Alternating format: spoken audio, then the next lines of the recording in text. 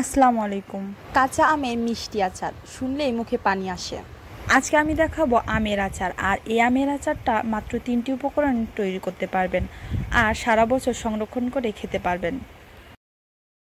আমি এখানে আধা কেজি আম নিয়ে নিয়েছি। আমের গায়ে আমি ছোট ছোট ছিদ্র করে নিয়েছি যাতে ভিতর পর্যন্ত মিষ্টি পৌঁছায় আর তাড়াতাড়ি সিদ্ধ হয়ে যায়। হাঁড়িতে আমি 2 কাপ পরিমাণে পানি নিয়েছি। একটু লবণ দিয়ে যখন পানি ফুটতে শুরু করবে তখন আমি 3 কাপ পরিমাণে চিনি দিয়ে দিব।